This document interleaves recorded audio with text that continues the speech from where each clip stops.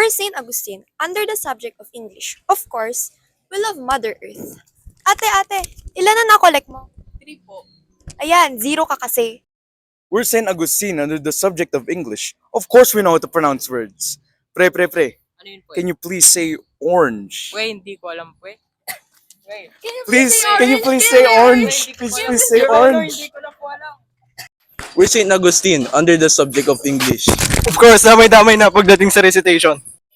JM spell bourgeoisie. Momo, friend. Sino? Well, di ko rin alam, ma'am. We're St. Augustine under the subject of English. Of course, our tongues are twisted. Ate, pa-airdrop po ng tongue twister. Escucha las palabras de las brujas, los secretos But if you wish escondidos to en la wish, the noche, wish, you wish los to antiguos dioses invocamos ahora. We're St. Augustine under the subject of English. Of course, madali lang para sa amin gumawa ng research. Girls, tapos nyo na ba? Wait lang, hindi pa tapos yung design. Girls!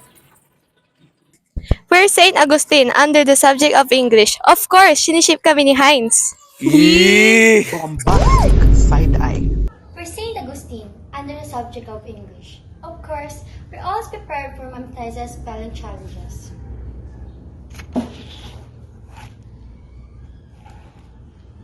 Bring out your notebooks and number your paper from 1 to 5. Number 1, bourgeoisie.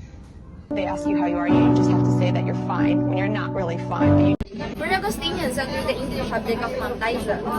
Of course, palagi kang ipipraise ng mga classmates mo. Every time na ikaw ang highest sa spelling. Hey, that's perfect. 5 over 5. Galing mo naman. Sorry, ako lang to. We're Augustinians. Of course, if we don't know the answer our teacher is looking for, she will give it to us as an assignment. We are Augustinians under the subject of English. Of course, kung hindi ka nakasagot, dadamahin ka ng mga classmates mo. We're St. Augustine under the subject of English. Of course, hindi wrong grammar ang tawag namin sa grammatically incorrect.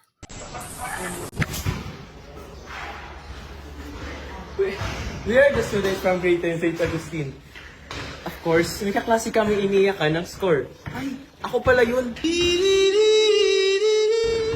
We're St. Augustine, under the subject of English. Of course, kikisahin muna kami ni Ma'am bago niya i-approve ang title namin.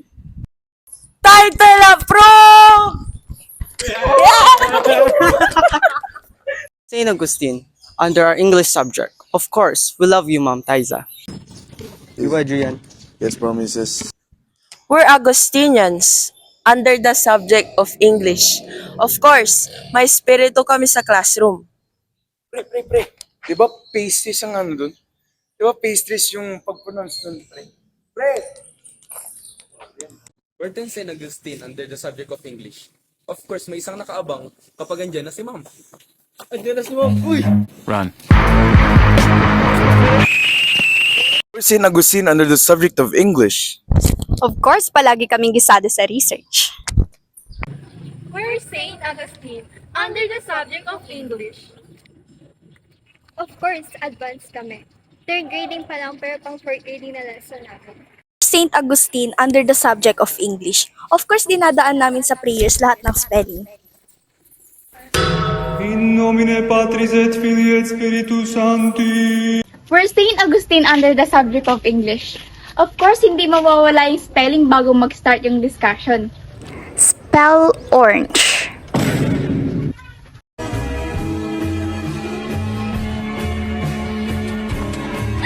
We're St. Augustine under the subject of English. Of course, nag-notes pa rin kami kahit hindi required. Can I see your notebook?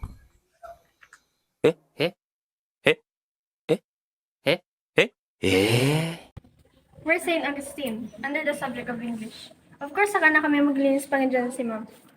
Uy, dyan na si Ma'am! We're St. Augustine under the subject of English. Of course, in Red Bottle Micras. We're St. Augustine under the subject of English. Of course, natapos na namin yung research. Ask you how you are, you just have to say that you're fine when you're not really fine, but you We're St. Augustine under the subject of English. Of course, we're the number 1 Heinzel shipper.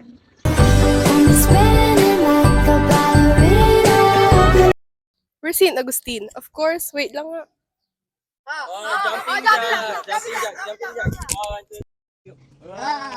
Jumping jack.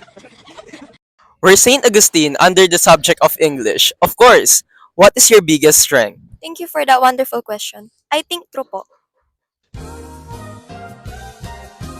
We're St. Augustine under the subject of English. Of course, ako palaging highest, Charlize.